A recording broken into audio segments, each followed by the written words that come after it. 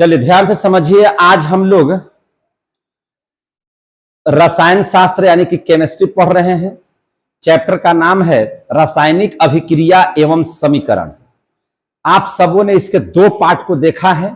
आज हम इसके तीसरे पार्ट को लेकर के आए हैं, जहां पे हम पढ़ रहे थे है ना रासायनिक अभिक्रिया के प्रकार, जिसमें हम 11 प्रकार पढ़ाए थे, जिसमें आप सभी बच्चों ने संयोजन अभिक्रिया पढ़ लिया, वियोजन अभिक्रिया पढ़ लिया, उसके बाद विद्युत अपघटन अभिक्रिया आप लोगों ने पढ़ लिया, एकल विस्थापन अभिक्रिया आप लोगों ने पढ़ लिया, उभय विस्थापन अभिक्रिया आप लोगों ने अध्ययन कर लिया, उसके बाद अवक्षेपण अभिक्रिया पढ़ लिया, उदासीनीकरण अभिक्रिया आप लोगों ने पढ़ लिया।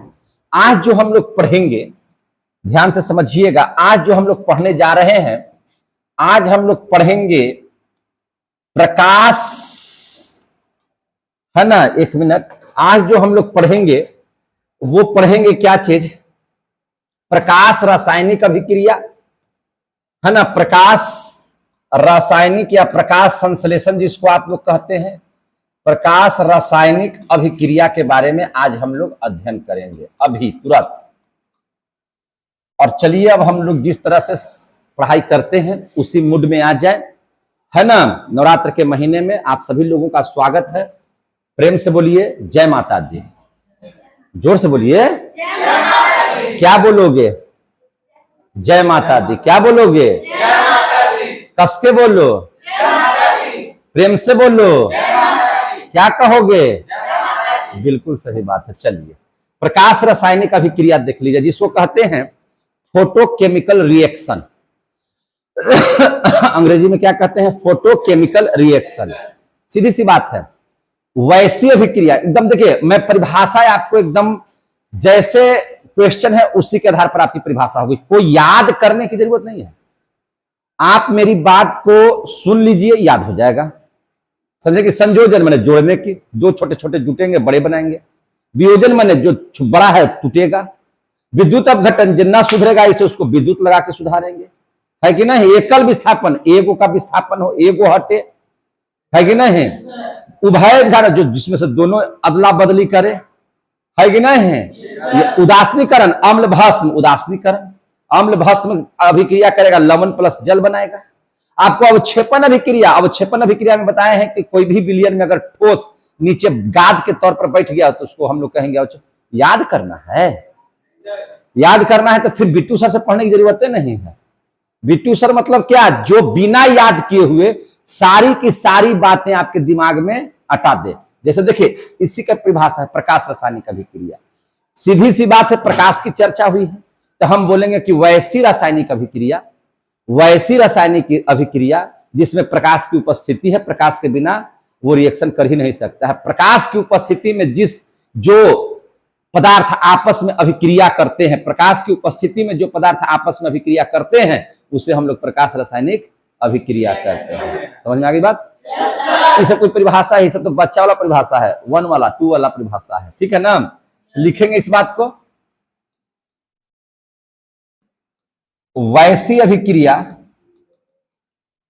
ध्यान से समझिएगा, जो प्रकाश की उपस्थिति में हो, जो प्रकाश की उपस्थिति में हो, जो प्रकाश की उपस्थिति में हो, उसे क्या कहते हैं? प्रकाश रासायनिक अभिक्रिया। हमको लगता है कि समझ गए होंगे।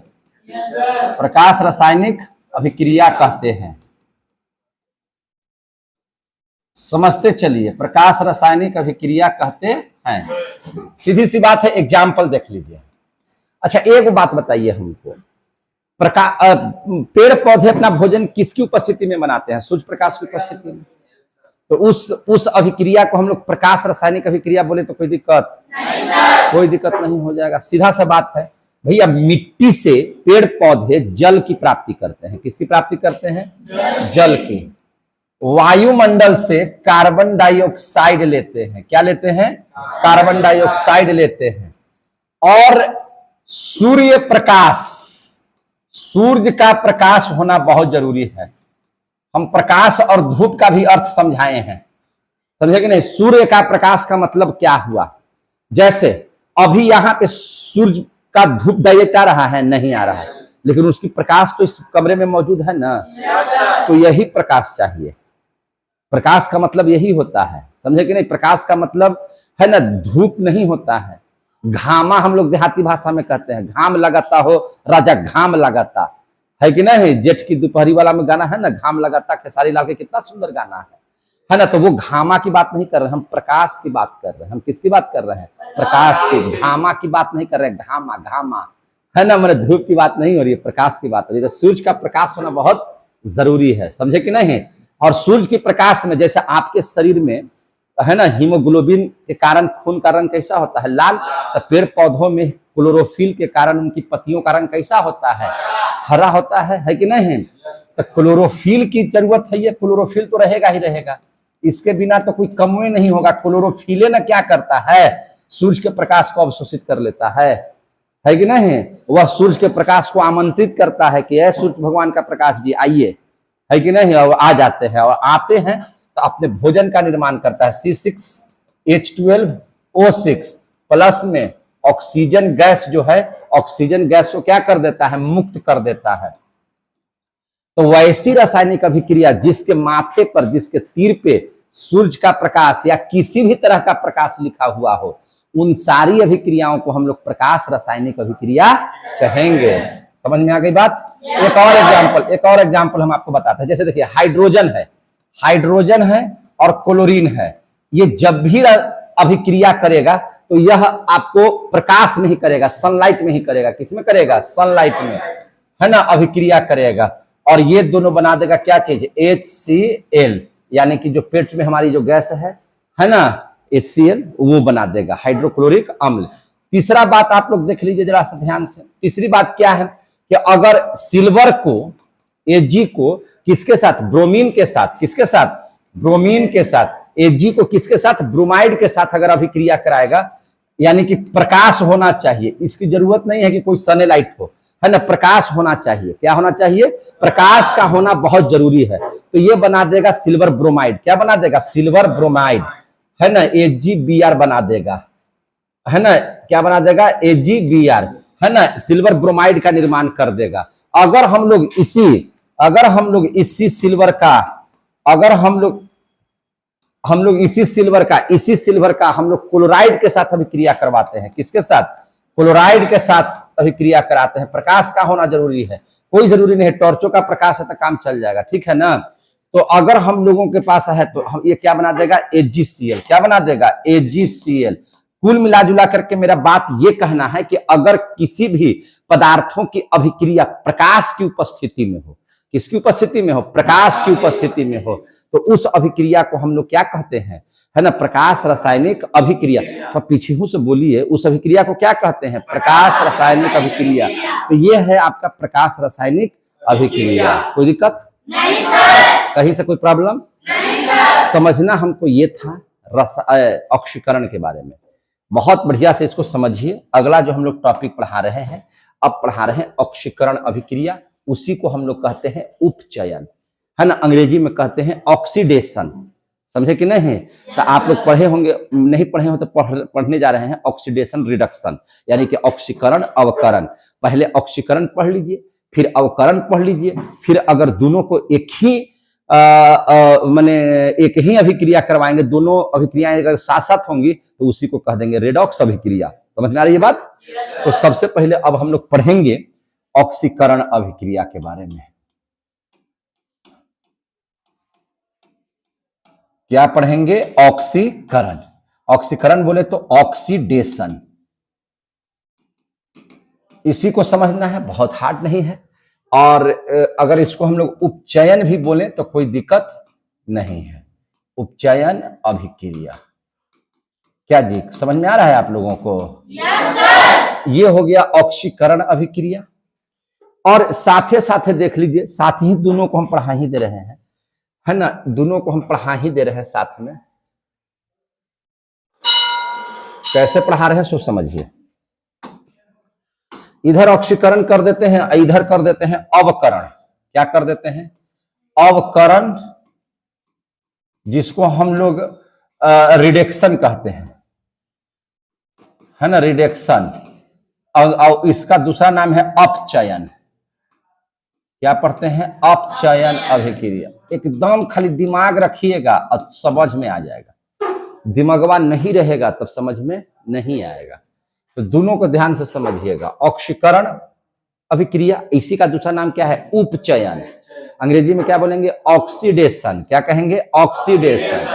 तो बात को बढ़िया से समझिए। देखिए, आप जब ऑक्सीकरण की हम चर्चा कर रहे हैं, यहां पे किसकी चर्चा कर रहे हैं? ऑक्सीकरण की। तो देखिए, ऑक्सीकरण में आप दो चीजों को समझ लीजिए बढ़िया से।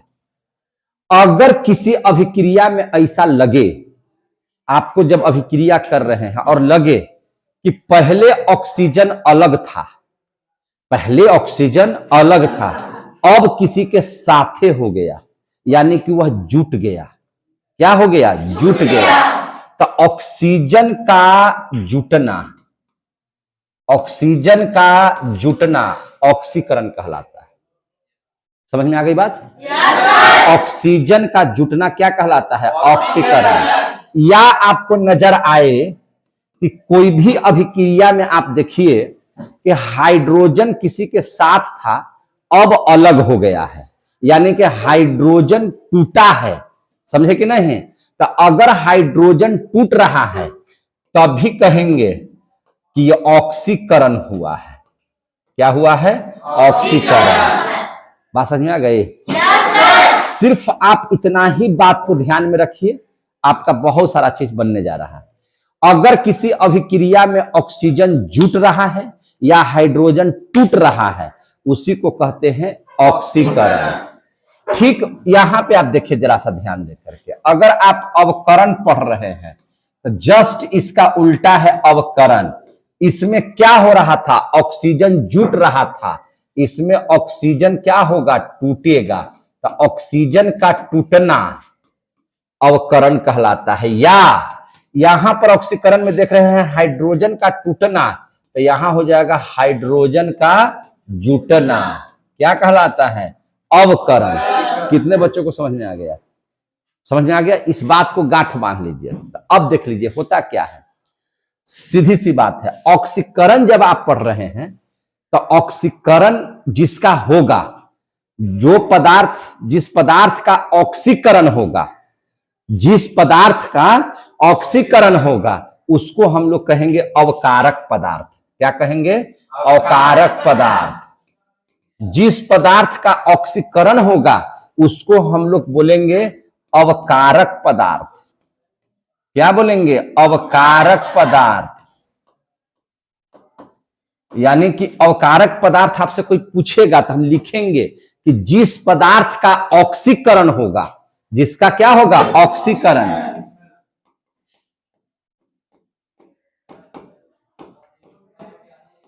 जिस पदार्थ का ऑक्सीकरण होगा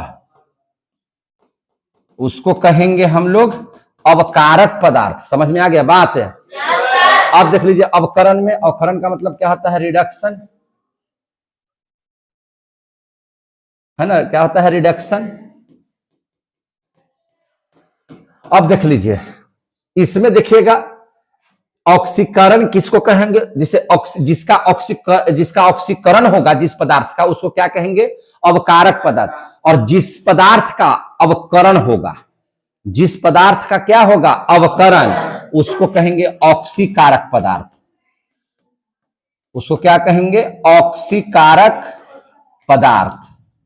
उसको बोलेंगे हम लोग ऑक्सीकारक पदार्थ। तो इस बात को लिख देते हैं कि जिस पदार्थ का अवकरण होता है,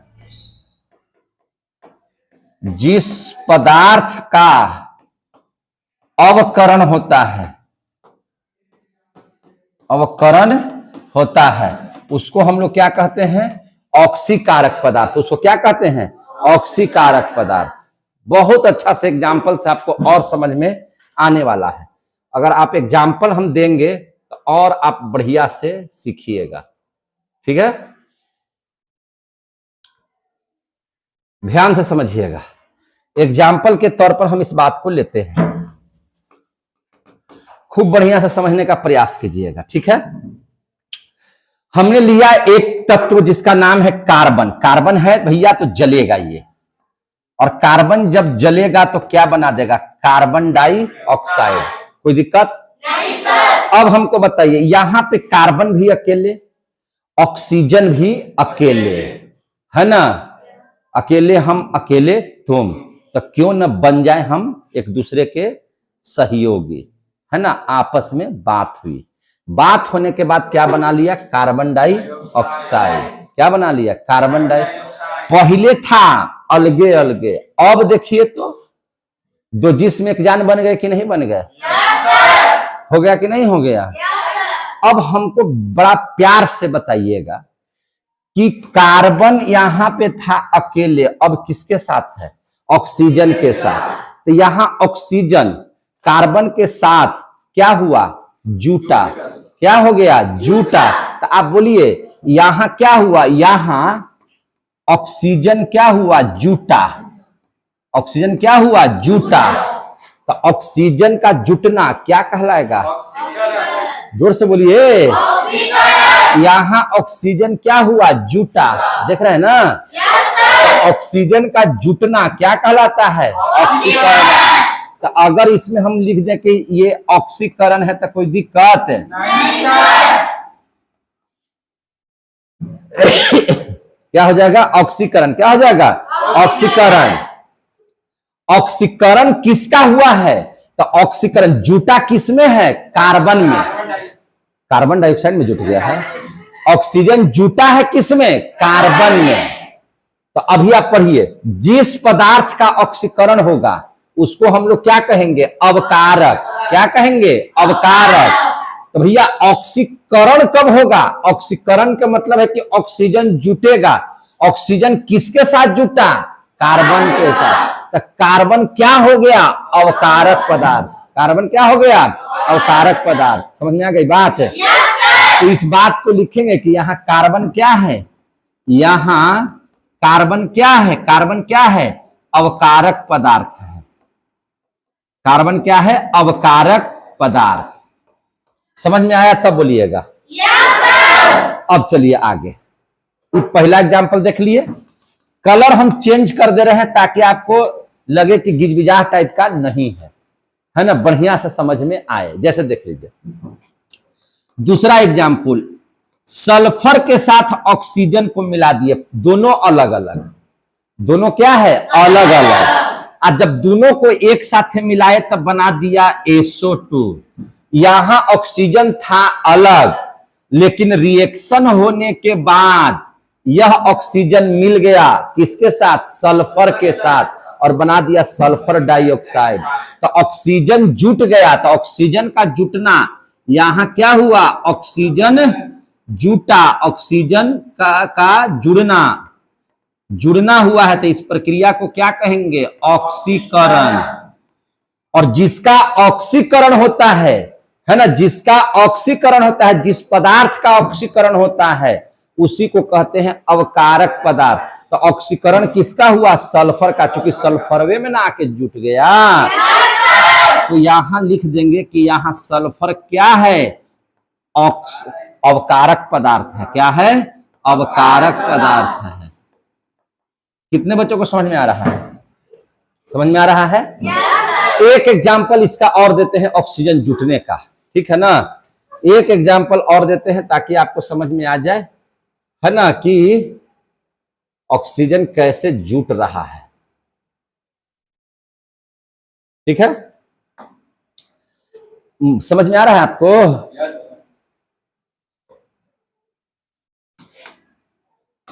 चलिए अब देख लीजिए जरा तीसरा उदाहरण, है ना? हम देख लेते हैं क्या है उदाहरण। तीसरा उदाहरण, आप कैल्शियम ले लीजिए। किसको ले लीजिए? कैल्शियम। कैल्शियम में जुट रहा है क्या चीज? ऑक्सीजन। क्या जुट रहा है? ऑक्सीजन। क्या बना दे रहा है? Calcium oxide. क्या ऑक्सीजन यहाँ पे अकेले है कि नहीं है? लेकिन अभिक्रिया होने के बाद अब अकेले है? नहीं सर। कोई बोलते ही रे? नहीं सर। साथे ना है? तो साथे रहती तो कोई बोलता है? तो बस बात खत्म हो गया। यानी कि यहाँ पर ऑक्सीजन था पहले क्या चीज? अकेले, लेकिन बिहवा होला के बाद क्या हो गया? दुकेले हो गया, है कि नहीं, मैंने साथे हो गया अब, है कि नहीं। तो साथे हो गया तो यहाँ देखिए, यहाँ क्या हुआ, ऑक्सीजन जुटा, ऑक्सीजन का यहाँ पे जुटना हुआ, और ऑक्सीजन जब जुटेगा तो इसी प्रक्रिया को कहते हैं ऑक्सीकरण। ऑक्सीजनवा जुटा किसके साथ, Ca के साथ, तो यहां Ca क्या बन गया, अवकारक पदार्थ। अवकारक पदार्थ है ये, काहे अवकारक पदार्थ है, तो चूंकि जिसका ऑक्सीकरण होता है उसी को अवकारक पदार्थ बोलते हैं। समझ में आ गई बात? Yes sir. यहां तक तो समझ में आ गया? Yes sir. अभी इसको साइड रखते हैं, अभी ऑक्सीकरण पढ़ते हैं, ठीक है ना।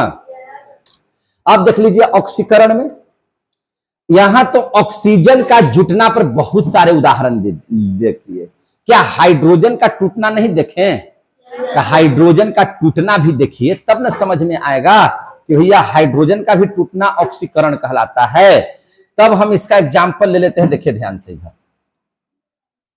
अब इसका एग्जाम्पल ले लेते हैं यहां से, देखिए चौथा एग्जाम्पल, यहां के बाद यहां आ जाइए, चौथा एग्जाम्पल, ठीक है। अवकरण को बाद में पढ़ा लेंगे, थोड़ा देरी में पढ़ाते हैं, पहले इसको देख लेते हैं। अब यहां पे समझिए इस मैटर को। अब एक और हम ले लेते हैं एग्जाम्पल्स, जैसे ले लेते हैं कैल्शियम ऑक्साइड। क्या ले लेते हैं? Calcium oxide. और एक ले लेते हैं HCl। क्या ले लेते हैं? HCl। समझ में आ रही है बात? Yes sir. क्या ले लेते हैं? HCl। अब देखिए क्या होता है, जब अभिक्रिया होगी तो अभिक्रिया के उपरांत बना देगा क्या चीज, देखिए ई है प्लस, ई है माइनस, ई है प्लस, ई है माइनस। जब भी अभिक्रिया होगी तो एक साथ इन लोग नहीं रहेगा, इसका प्लसवा इसके माइनसवा की तरफ जाएगा और इसका माइनसवा इसके प्लसवा की तरफ जाएगा। होगा कि नहीं होगा? yes, तो अब प्लसवा इधर देख रहा है, इस किधर देख रहा है, इधर, है कि नहीं। एक मिनट,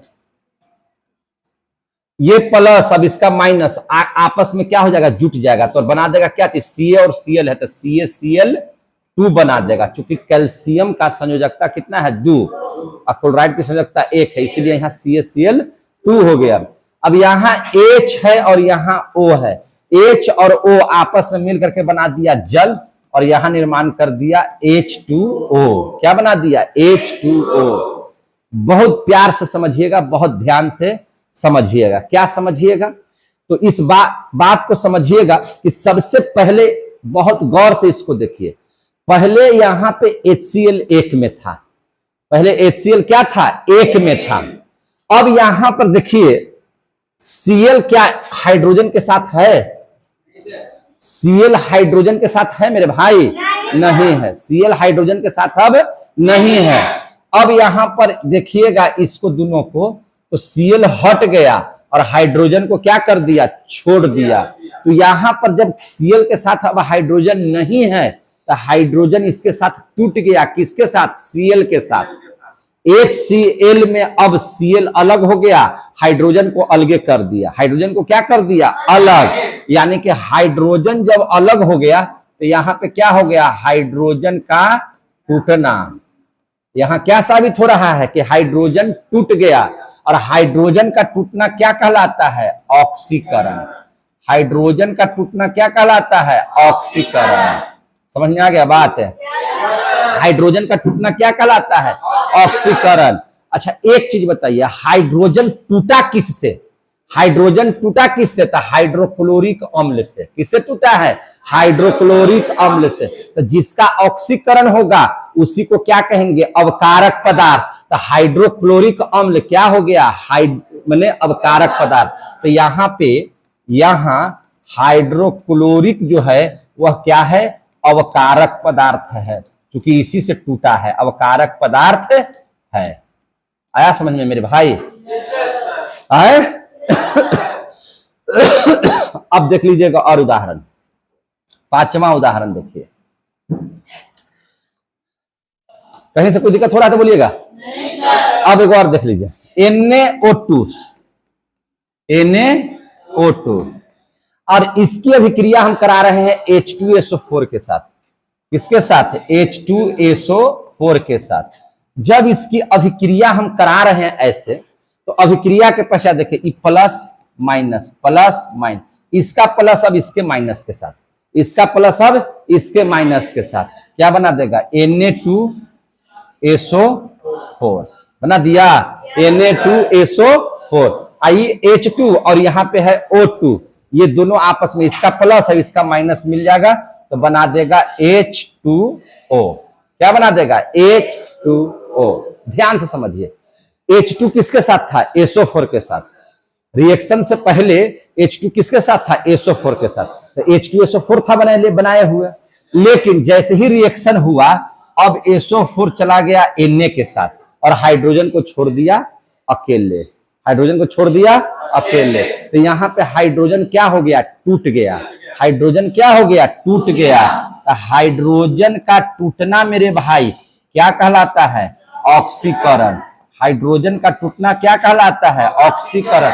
हमको ये देखना है कि रिएक्शन से पहले कि हाइड्रोजन की क्या स्थिति है, बाकी चीज को नहीं देखना है। तो हाइड्रोजन को देख रहे थे कि SO4 के साथ था, है कि नहीं है, केकरा साथ रहेगी, हाइड्रोजन के साथ है, SO4 के साथ रहेगा ये हाइड्रोजन, है ना। अब अब ना रहेंगे, टूट गया। तो जब टूटिए गया, जब पहले जैसा नहीं है इसका मतलब कि टूट गया, पहले जैसा नहीं है मतलब टूट गया। और हाइड्रोजन का टूटना ऑक्सीकरण कहलाता है ना। हाइड्रोजन किससे टूटा, H2SO4 से, इसी से ना निकल गया।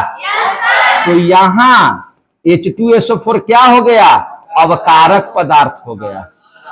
क्या हो गया, अवकारक पदार्थ। हमको लगता है कि समझ में आ रहा है। अब आप लोगों को समझ में आ रहा है, कोई दिक्कत नहीं सर। तो हमको लगता है कि अब इतना उदाहरण बहुत है आपको समझने के लिए। अब हम जरा सा अवकरण को समझ लें। बढ़िया सर, वो तुम फाड़ रहा है हनुमान जी ने तुम, है ना, लग रहा कि निकल ये जाएगा सूर्य भगवान के तेईस से। अब देख लीजिए हम लोग अवकरण के बारे में। तो चलिए इधर आ जाइए, इसको साइड कर देते हैं। बाबू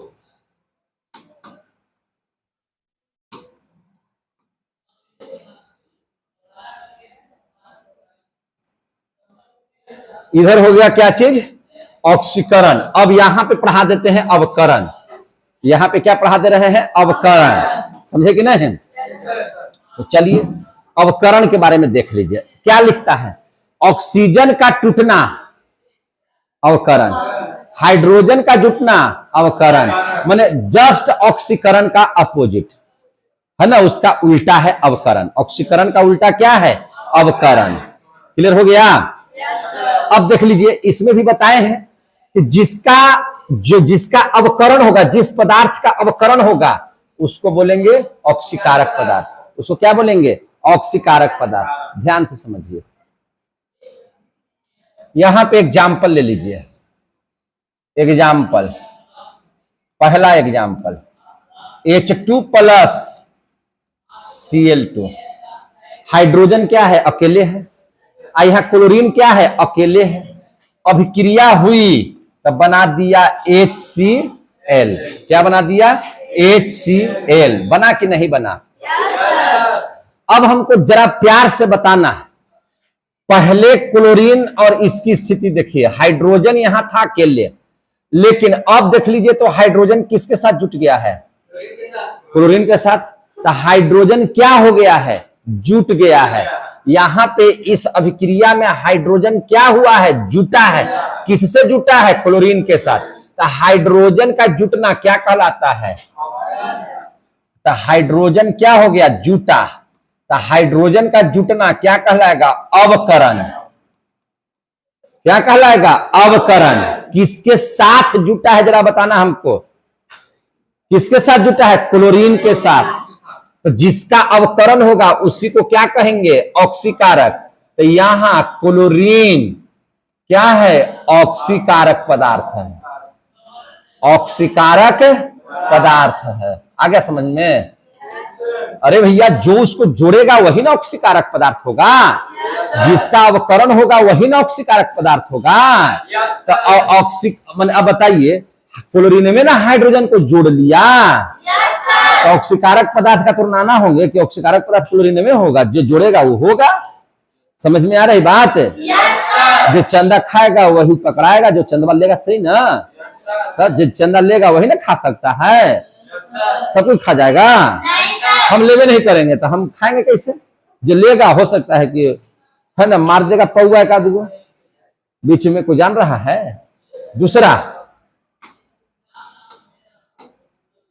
दूसरा उदाहरण समझिए जरा सा, समझे कि नहीं? दूसरा उदाहरण समझ लीजिए। H2 की अभिक्रिया करा दिए Br2 के साथ, ब्रोमाइड के साथ, तो क्या बना दिया? HBr। क्या बना दिया? Hydrogen bromide. क्या बना दिया? हाइड्रोजन। यहां अकेले हाइड्रोजन, लेकिन अब क्या अकेले है? अब देखिए तो अकेले है, केकरा साथे है? ब्रोमाइड के साथ है। किस हाइड्रोजन के साथ है? हाइड्रोजन अब किसके साथ है? ब्रोमाइड के साथ। हाइड्रोजन क्या हो गया? जुड़ गया। हाइड्रोजन क्या हो गया? जुड़ गया। हाइड्रोजन क्या हो गया? जुटा। तो हाइड्रोजन जैसे ही जुटा, हल्ला हो गया कि अवकरण हुआ। क्या हुआ? अवकरण हुआ, मतलब विकास हुआ। अब विकास के पते नहीं है कि कहां गया, है कि नहीं? तो ये क्या हुआ? अवकरण हुआ। अब बताइए ऑक्सीकारक पदार्थ कौन? अवकरणवा किया कौन? तो भैया ब्रोमाइड। के किया? ब्रोमाइड। अरे भैया हाइड्रोजनवा को रखा के ब्रोमाइड। जैसे आतंकवादिया के जो रखता है वो भी आतंकवादी हो जाता है ना, समझा कि नहीं? तो जो दोस्तवा के रखेगा से दोस्तवा होगा ना। तो ये हाइड्रोजनवा को रखा के ब्रोमाइड। तो यहाँ पे Br2 क्या है? ऑक्सीकारक पदार्थ। यहाँ पे Br2 क्या है? ऑक्सीकारक पदार्थ।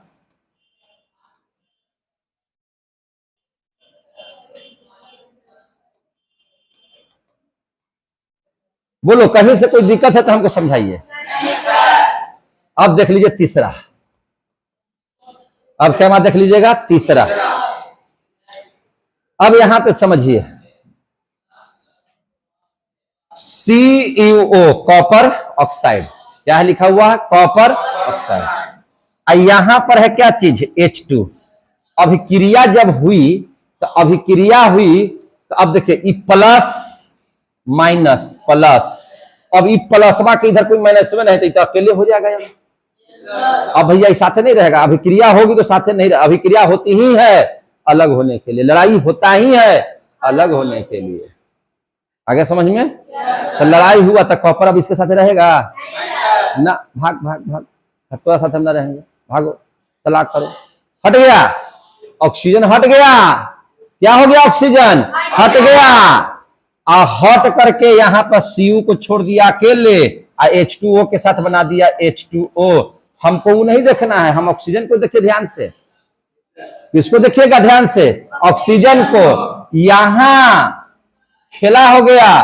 पहले था ऑक्सीजन कॉपर के साथ, पहले था ऑक्सीजन किसके साथ? कॉपर के साथ। पहले था ऑक्सीजन कॉपर के साथ। अब यहां देखिए है साथे ऑक्सीजन है, साथे ऑक्सीजन नहीं है। तो जब साथे ऑक्सीजन नहीं है यानी कि ऑक्सीजन टूट गया।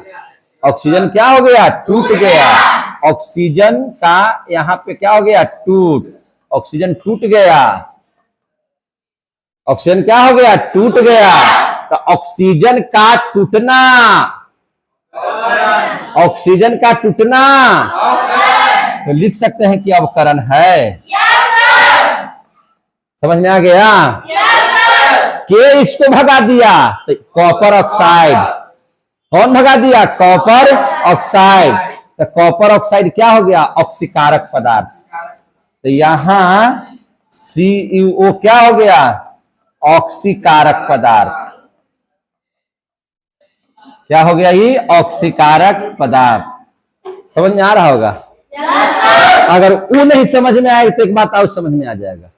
अगर ये ऐसे नहीं समझ में आया तो आ जाएगा। देखिए हाइड्रोजन अकेले, यहां हाइड्रोजन अकेले, रिएक्शन के बाद हाइड्रोजन साथे। तो हाइड्रोजन का जुटना ये भी तो अवकरणे है। तो चाहे ऐसे चाहे वैसे हो गया कि नहीं हो गया? समझ में आ गया बात? जैसे आपको समझना है वैसे समझिए। अब एक और उदाहरण ले लीजिए, एक और उदाहरण ले लीजिए मजेदार। चौथा है कि नहीं? एक और उदाहरण ले लेते हैं। क्या ले लेते हैं? देखिए चौथा में, चौथा उदाहरण ले लेते हैं हम लोग जे जिंक ऑक्साइड को, और इसके साथ कर देते हैं कार्बन की प्रक्रिया। किसकी प्रतिक्रिया करवा दे रहे हैं? कार्बन की। ई प्लस माइनस आई प्लस है ना।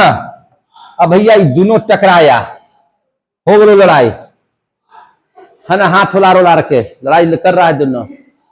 अब रहेगा साथे? अभिक्रिया मतलब साथे न रहेंगे, इसलिए कोई कभी भी अपने जीवन में अभिक्रिया मत करना, तो भाग जाएगा सब, है कि नहीं? अभिक्रिया नहीं करना है, रासायनिक अभिक्रिया नहीं करना है कि नहीं? तो जेडेन अब क्या हो गया? ऑक्सीजन को कहा कि अब कहा, तुम कहीं और मैं कहीं और, समझे कि नहीं? हटा दिया इसको, जेडेन हो गया अलगे, और सी किसके साथ ले आ गया? ओ के साथ, तो CO2 बना दिया। तो ये हो गया जेडेन अलगे, आई हो गया CO2। आ गया समझ में? हमको दूसरी तरफ नहीं झांकना है, इसके साथ जो खेला हुआ है वो देखना है। हमको एक चीज का जवाब दीजिए, क्या यहां पे जिंक के साथ ऑक्सीजन था? रिएक्शन के बाद ऑक्सीजन जेडेन के साथ है? बस यही देखिए, जेडेन के साथ अब है, लेकिन रिएक्शन से पहले था कि नहीं था? रिएक्शन के बाद है, तो ऑक्सीजन क्या हो गया? टूट गया। ऑक्सीजन का टूट हो गया, ऑक्सीजन टूट गया। तो ऑक्सीजन का टूटना अवकरण, ऑक्सीजन का टूटना मेरे भाई अवकरण के इसको अलगे कर दिया था जेडेनो। तो यहां जेडेनो क्या हो गया? ऑक्सीकारक पदार्थ। जिसका ऑक्सीकरण होगा वही ऑक्सीकारक पदार्थ होगा। क्या होगा? ऑक्सीकारक पदार्थ। समझ में आ रहा है बात?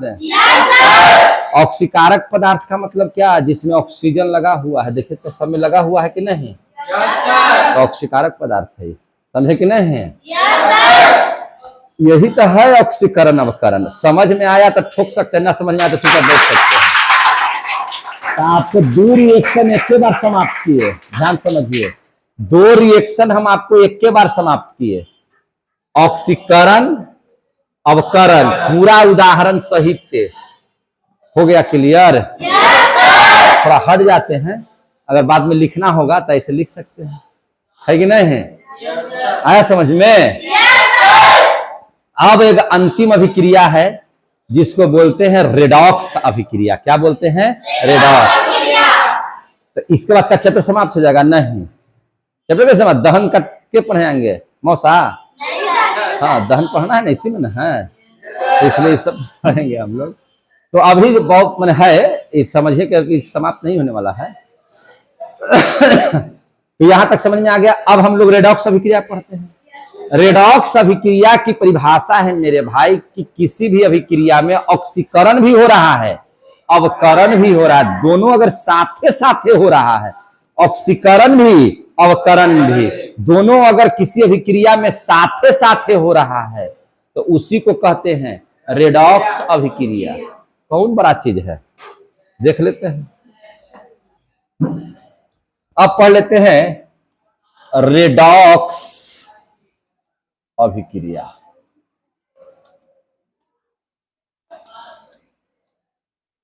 अब पढ़ लिया जाए रेडॉक्स।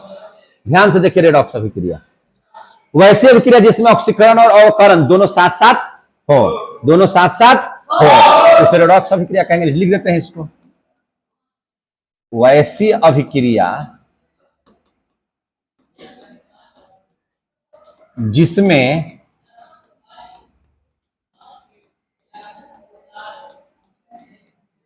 ऑक्सीकरण है, क्या हुआ, एवं अवकरण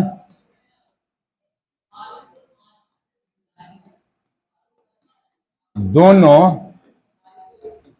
साथ साथ हो, दोनों क्या हो, साथ साथ हो, उसे रेडॉक्स अभिक्रिया कहते हैं, अभिक्रिया कहते हैं। समझ में आ गई बात। दोनों पहले तो हम लोग देख रहे थे कि जब ऑक्सीकरण में देख रहे थे कि ऑक्सीकरण किसे कहेंगे, तो आपको तो पता हो गया कि भैया ऑक्सीजन या तो जुटे और हाइड्रोजन हटे, ऑक्सीकरण है। अवकरण में देखे कि ऑक्सीजन हटे हाइड्रोजन जुटे, अवकरण है कि नहीं। आई दोनों चीज अगर एक ही अभिक्रिया में हो रहा है तो उसको हम लोग बोलेंगे रेडॉक्स। ये है नंबर 11, यह है नंबर 11। नंबरिंग आप लोग कर लीजिएगा, तब नहीं लगेगा कि 11 हम पढ़ाएं कि नहीं पढ़ाएं। देखिए ध्यान से, बहुत ध्यान से देखिए, बहुत छोटा एग्जांपल से इसको समझाते हैं। हम ले लेते हैं CuO प्लस, क्या ले लिए, CuO।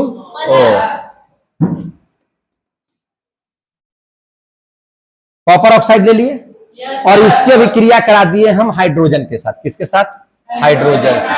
प्लस है माइनस है प्लस है, निश्चित है कि कॉपर अब अलग हो जाएगा। कॉपर क्या हो जाएगा, अलग हो जाएगा।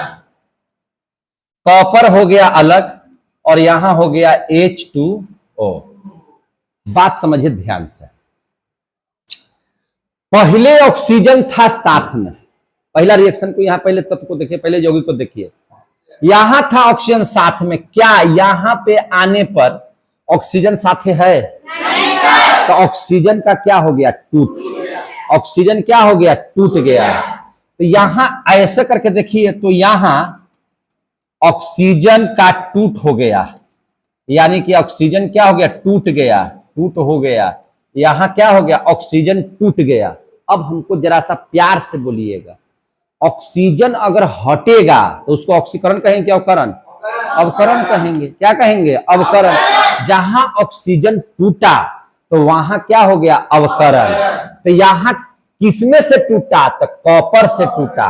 किससे टूटा, कॉपर से। तो यहां कॉपर का क्या हो गया, यहां कॉपर का क्या हो गया, अवकरण। क्या हो गया, अवकरण। यहां कॉपर का क्या हो गया, अवकरण। तो ये जो रिएक्शन लिखाया वह कौन सा अभिक्रिया है, तो अवकरण अभिक्रिया। समझ में आ गई बात। यहां तक में किसी को दिक्कत है, अब जरा प्यार से इसको भी देखिए। यहां था हाँ देखिए ध्यान से, यहां हाइड्रोजन को देखिए, यहां ऑक्सीजन को देखिए, समझे कि नहीं। अब यहां पर देखिएगा क्या चीज कि ऑक्सीजन भले यहां से टूटा, लेकिन यही ऑक्सीजन H2 के साथ यहां पे क्या हो गया, जुट गया है। जुटा है कि नहीं जुटा है। तो आप इस अभिक्रिया को देखिए ध्यान से, इस अभिक्रिया को देखिए ध्यान से। तो यहां पर आपको नजर आएगा, क्या नजर आएगा, यहां H2 के साथ ऑक्सीजन जुड़ गया है। यहां H2 के साथ ऑक्सीजन क्या हो गया, जुड़ गया। ऑक्सीजन यहां क्या हो गया, जुड़ा। किसके साथ जुड़ा, हाइड्रोजन के साथ। तो यहां क्या हो गया, ऑक्सीकरण। ऑक्सीजन का जुटना क्या कहलाता है, तो यहां ऑक्सीकरण किसका हुआ था, H2 का। तो यहां H2 का क्या हो गया, H2 का ऑक्सीकरण हो गया। क्या हो गया, ऑक्सीकरण। तो आप देखिए अभिक्रिया एक ही, इसमें एक तरफ अवकरण हुआ और दूसरी तरफ ऑक्सीकरण हुआ। तो जिस अभिक्रिया में ऑक्सीकरण भी हो अवकरण भी हो उसी को क्या कहते हैं। कितने बच्चों को समझ में आ गया, आ गया समझ में। इसको हम लोग क्या कहेंगे, रेडॉक्स अभिक्रिया। समझ में आ गया बात। यहां 2-3 बातों को ध्यान से देखिए, हम इसके बगल में ऐसे करके लिख देते हैं। इसी चीज को हम लोग क्या कहते हैं, रेडॉक्स अभिक्रिया। अब इसमें देख लीजिए भैया, जब ऑक्सीकरण हुआ तो अवकारक पदार्थ भी बनेगा, और जब अवकरण हुआ तो ऑक्सीकारक पदार्थ भी बनेगा। बनेगा कि नहीं बनेगा। तो यहां देख लीजिए, आपसे पूछा जाएगा कि अवकारक पदार्थ कौन, पहले समझते हैं, उसके बाद बोलेंगे। अवकारक पदार्थ और ऑक्सीकारक पदार्थ समझिए, ये दोनों को समझ लीजिएगा, बस ये कहानी खत्म हो जाएगा इसका। देखिए ध्यान से, जिसका अवकरण होता है, तो अवकरण यहां किसका हुआ है? Cu का। किसका हुआ है? Cu का। और जिसका अवकरण होता है उसको हम लोग ऑक्सीकारक पदार्थ कहते हैं। तो यहां पर CuO क्या हो गया? ऑक्सीकारक पदार्थ। तो यहां CuO क्या है? ऑक्सीकारक पदार्थ है। जिस पदार्थ का है ना हम लोग ऑक्सीकरण करते हैं उसको क्या कहते हैं? अवकारक पदार्थ। हमको जरा सा बताना, ऑक्सीकरण किसका हुआ है? हाइड्रोजन का। किसका हुआ है? हाइड्रोजन का। तो हाइड्रोजन क्या हो गया? अवकारक पदार्थ। समझ में आ गया बात है? yes, sir। ये रिएक्शन क्या हो गया? कंप्लीट हो गया कि नहीं हो गया? yes, sir। अब दूसरा एग्जाम्पल समझते हैं। अब हम लोग दूसरा एग्जाम्पल से समझते हैं। दूसरा एग्जाम्पल देख लीजिए, बहुत सस्ता एग्जाम्पल दे रहे हैं। ZnO+C दिए भी थे, इसके पहले वाला में भी दिए थे। ZnO+C, zinc oxide plus C। अब देखिए प्लस माइनस प्लस। अब बताइए ये दोनों तो अलग अलग हो जाएगा, ये कंफर्म है। अब Zn हो जाएगा अलग, और यहां पर देखिए C किसके साथ जुड़ जाएगा? O के साथ। क्या बना देगा? CO2। सीधी सी बात है, बहुत प्रेम से समझिए। जिंक के साथ ऑक्सीजन था, लेकिन इस अभिक्रिया के बाद अब ऑक्सीजन इसके साथ नहीं है, यानी कि ऑक्सीजन का हो गया टूटना। और ऑक्सीजन का जैसे ही टूटना हुआ तो इस प्रक्रिया को कहते हैं अवकरण। इस प्रक्रिया को क्या कहते हैं? अवकरण। किसका अवकरण हुआ? तो यहां यह टूटा किस में से? Zn में से ना। तो Zn का अवकरण हो गया। क्या हो गया? अवकरण। तो अवकरण की प्रक्रिया समझ में आ गई? यहां कार्बन था अकेले, यहां कार्बन क्या था? अकेले। और यहां पर देखिएगा तो CO2 हो गया। तो यहां पर ऑक्सीजन क्या हुआ? तो जुट गया, ऑक्सीजन का जुड़ाव हो गया। ऑक्सीजन का जुड़ाव क्या कहलाता है? ऑक्सीकरण। किसका ऑक्सीकरण हुआ? तो यहां पर कार्बन का क्या हो गया? ऑक्सीकरण हुआ। दोनों अभिक्रियाएं साथ साथ हुई कि नहीं हुई? जोर से बोले, दोनों अभिक्रिया साथ साथ हुई कि नहीं हुई? तो इस अभिक्रिया को हम लोग क्या कहेंगे? रेडॉक्स अभिक्रिया। इस अभिक्रिया को क्या बोलेंगे? रेडॉक्स अभिक्रिया। आ रहा समझ में? इस अभिक्रिया को हम लोग बोलेंगे रेडॉक्स अभिक्रिया। पता लगाएंगे अवकारक पदार्थ कौन और ऑक्सीकारक पदार्थ कौन। तो ध्यान से समझिएगा, आ जाएगा। चलिए, समझ में आ रही है बात? चलिए देखिए, सबसे पहले अवकरण देख लीजिए। अवकरण बनेगा तो ऑक्सीकारक पदार्थ निकलेगा। किसका अवकरण हुआ? Zn का। तो Zn हो गया ऑक्सीकारक पदार्थ। Zn क्या हो गया? ऑक्सीकारक पदार्थ। यहां पे ऑक्सीकरण किसका हुआ? कार्बन का। किसका हुआ? कार्बन का। तो जिसका ऑक्सीकरण होता है उसको कहते हैं अवकारक पदार्थ। तो किसका अवकरण हुआ? कार्बन का। तो कार्बन क्या हो गया? अवकारक पदार्थ। नहीं आ गया समझ में? तो अवकारक पदार्थ भी और ऑक्सीकारक पदार्थ भी समझ में आ गया सबको? और उदाहरण ले लीजिए। उदाहरण है तो इसमें समझना ही है, इस चैप्टर में तो यही करना ही है। जितना ज्यादा उदाहरण समझिएगा उतना कॉन्सेप्ट आपका क्लियर होगा। समझ में आ रही है बात? इसलिए कंसेप्ट को क्लियर करना है। आगे देख लीजिए, जैसे देख लेते हैं H2S हाइड्रोजन सल्फाइड और प्लस क्या दे दिए? Chlorine gas. क्या दे दिए? Chlorine gas. समझे कि नहीं समझे? तो ध्यान से समझिएगा, क्या बना देगा। तो देखिए प्लस माइनस, क्लोराइड क्या है? माइनस हो गया। ये क्या हो गया? माइनस हो गया। ठीक है ना? तो इसका प्लस अब इसके माइनसवा के साथ है नहीं रहेगा। अब इसके साथ ये नहीं रहेगा। अब किसके साथ रहेगा? HCl के साथ। तो क्या बना देगा? HCl। ये अकेले हो जाएगा कौन? S। बताइए, बहुत प्यार से बताइएगा और बहुत प्यार से समझिएगा। क्या समझिएगा? यहां से यहां तक का मैटर को समझिए। H2S था, हाइड्रोजन इसके साथ जुड़ा हुआ था। किसके साथ? सल्फर के साथ। यहां हाइड्रोजन किसके साथ जुड़ा हुआ था? सल्फर के साथ। अभिक्रिया के बाद सल्फर अकेले है। सल्फर क्या हो गया? अकेले। हाइड्रोजन इसके साथ है? तो हाइड्रोजन नहीं है, तो हाइड्रोजन क्या हो गया? टूट गया। नहीं है तो मतलब क्या? टूट गया। तो यहां हाइड्रोजन क्या हो गया? टूट गया। हाइड्रोजन क्या हो गया? टूट गया।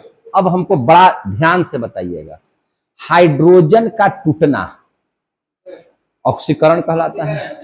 हाइड्रोजन का टूटना क्या कहलाता है? ऑक्सीकरण। तो कह सकते हैं ना कि ऑक्सीकरण की अभिक्रिया ये हुई। ये किसकी अभिक्रिया हुई? ऑक्सीकरण। किसका ऑक्सीकरण हुआ भाई? तो अरे भाई टूटा किससे? एस से, सल्फर से। तो यहां पर एस का ऑक्सीकरण हुआ, यहां पर सल्फर का क्या हुआ? ऑक्सीकरण। आ गया समझ में? यहां पे सल्फर का क्या हो गया? ऑक्सीकरण। चलिए अब ध्यान से समझिए।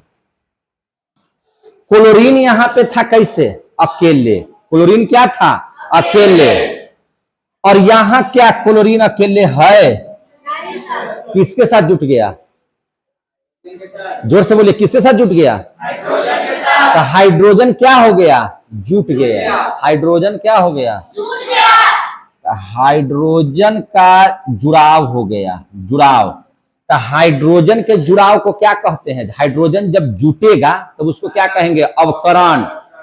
क्या कहेंगे? अवकरण। हाइड्रोजन हटा तो ऑक्सीकरण, अब हाइड्रोजन जुड़ा तो क्या कहेंगे? अवकरण। तू इधर समझ है तो तू कोची तो बोले लगे है। तो हाइड्रोजन क्या हो गया? यहाँ जुड़ाव। तो जुड़ाव, जब हाइड्रोजन जुटेगा तो इस प्रक्रिया को क्या कहेंगे? इस अभिक्रिया को क्या कहेंगे? अवकरण। भैया किसके साथ जुटा? तो क्लोरीन के साथ। किसके साथ जुटा? तो क्लोरीन के साथ। तो यहां क्लोरीन का क्या हो गया? अवकरण।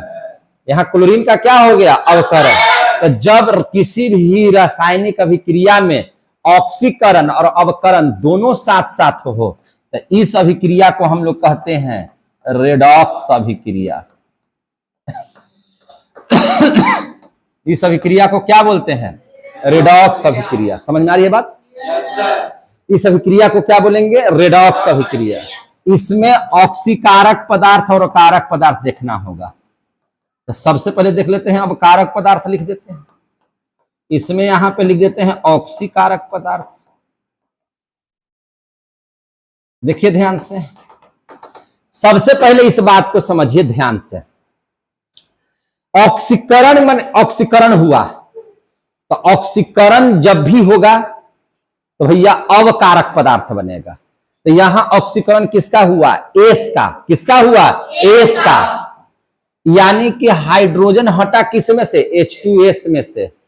तो जिसका ऑक्सीकरण होगा उसी को कहेंगे अवकारक पदार्थ। तो अवकारक पदार्थ क्या हो गया? H2S। हो गया कि नहीं हो गया? H2S क्या हो गया? ये अवकारक पदार्थ। समझ में आ रही है बात? अब ध्यान से समझिए, जिसका अवकरण होगा उसको बोलेंगे ऑक्सीकारक पदार्थ। क्या बोलेंगे? ऑक्सीकारक। अवकरण किसका हुआ? क्लोरीन का। किसका हुआ? क्लोरीन का। तो यहां ऑक्सीकारक पदार्थ क्या हो गया? क्लोरीन। हो तो गया। समझे कि नहीं? समझ में आ रहा है कि नहीं आ रहा है? अगला देख लेते हैं क्या एग्जाम्पल।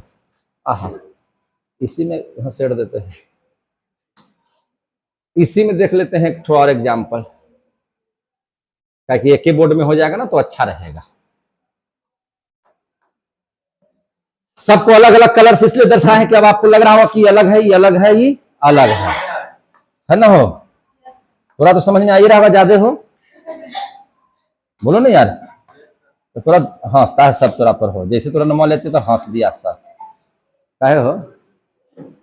अब देख लीजिए चौथा में एक और उदाहरण देखिए, बहुत आसान। H2 + O2। H2 + O2 जलने वाला, जलाने वाला बन गया। यस, अब तो नहीं समझ में आ रहा है। अब हम समझे कि केमिस्ट्री आप लोग को आनंद दे रहा है अब, और जब सब्जेक्ट आनंद देने लगे तो उसमें आपको रुचि जब बढ़ जाएगा तो कंप्लीट हो जाएगा, है कि नहीं है?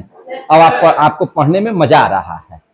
अब देख लीजिए ध्यान से, यहाँ दोनों अकेले अकेले, यहाँ दोनों साथ है, अकेले अकेले साथ है, जलने वाला जलाने वाला और बुझाने वाला, है कि नहीं है?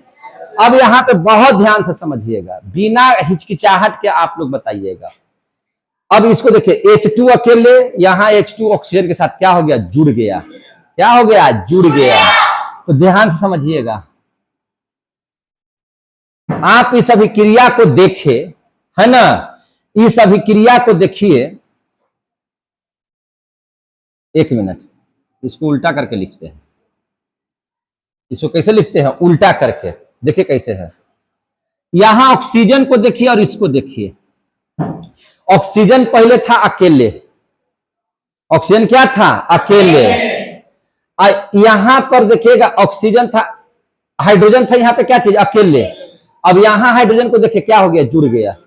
हाइड्रोजन यहां पे आके क्या हो गया? जुड़ गया। तो हाइड्रोजन यहां पे क्या हो गया? जुड़ गया। तो हाइड्रोजन जुड़ गया। तो अब बताइए, हाइड्रोजन जब जुड़ेगा तो क्या होगा? अवकरण। क्या होगा? अवकरण। क्या होगा? अवकरण। शांति से बताइए, जुड़ा किसके साथ? ऑक्सीजन के साथ। तो यहां ऑक्सीजन का क्या हो गया? अवकरण। समझ में आ रहा? देख रहे कितना सिंपल चीज है, अवकरण। अब जरा सा इसको समझिए, यहां पर भी ऑक्सीजन क्या था? अकेले। ऑक्सीजन क्या था? अकेले। अब ऑक्सीजन क्या हो गया? जुड़ गया किसके साथ? हाइड्रोजन के साथ। यहां पर क्या हो गया? ऑक्सीजन का जुड़ाव। तो ऑक्सीजन जब जुटेगा तो इसको कहेंगे ऑक्सीकरण। क्या कहेंगे इसको? ऑक्सीकरण। किसके साथ जुटा? हाइड्रोजन के साथ। तो यहां हाइड्रोजन का क्या हो गया? ऑक्सीकरण। छोटा सा एग्जाम्पल है, और इस छोटे से एग्जाम्पल में आपने ऑक्सीकरण अवकरण दोनों देख लिया। इस अभिक्रिया को क्या कहेंगे? रेडॉक्स अभिक्रिया। इस अभिक्रिया को क्या बोलेंगे? अब इसमें कहेगा अवकारक पदार्थ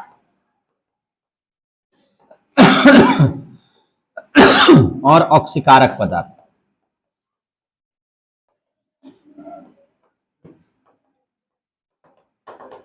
अवकारक पदार्थ और ऑक्सीकारक पदार्थ को समझाइए। जिसका ऑक्सीकरण होगा, तो जिसका ऑक्सीकरण होगा तो अवकारक पदार्थ बनाएगा। तो ऑक्सीकरण किसका हो रहा है? H2 का। किसका हो रहा है? H2 का। तो अवकारक पदार्थ क्या हो जाएगा? H2। सीधी सी बात है। जिसका अवकरण होगा ऑक्सीकारक। अवकरण किसका हो रहा है? ऑक्सीजन का। तो ऑक्सीजन क्या हो गया? ऑक्सीकारक पदार्थ। जिनको समझ में आया है वो आनंद ले सकते हैं ताली बजा करके। आगे समझ में? आपका रेडॉक्स अभिक्रिया भी क्या हो गया? समाप्त। रेडॉक्स अभिक्रिया क्या हो गया? समाप्त। समय नहीं है, अगला टॉपिक पढ़ेंगे। हमको लगता है कि समझ में आ गया होगा। अब एक पॉइंट आपका आता है, किताब में लिखा हुआ है, दैनिक जीवन में ऑक्सीकरण अवकरण का क्या प्रभाव है दैनिक जीवन में। अगला टॉपिक है दैनिक जीवन में ऑक्सीकरण अवकरण का प्रभाव।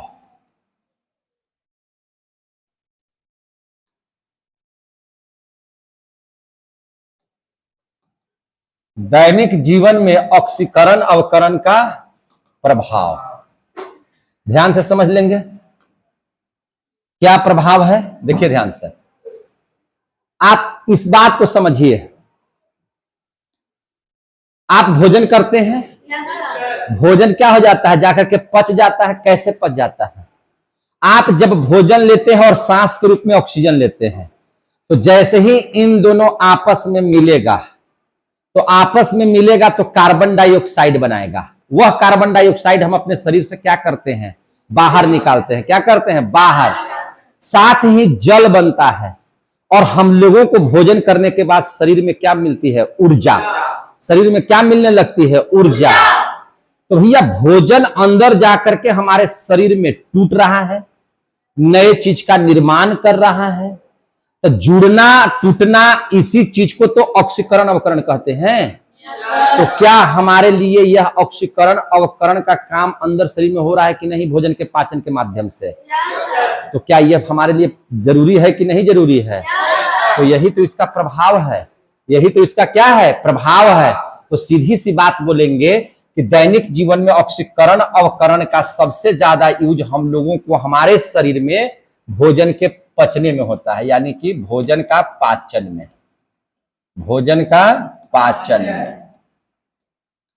कहीं से कोई डाउट? इसको हम लोग क्या कहते हैं, भोजन का पचना के क्या कहते हैं, ऑक्सीकरण अभिक्रिया। क्या कहते हैं, ऑक्सीकरण अभिक्रिया। कैसे, देख लीजिए।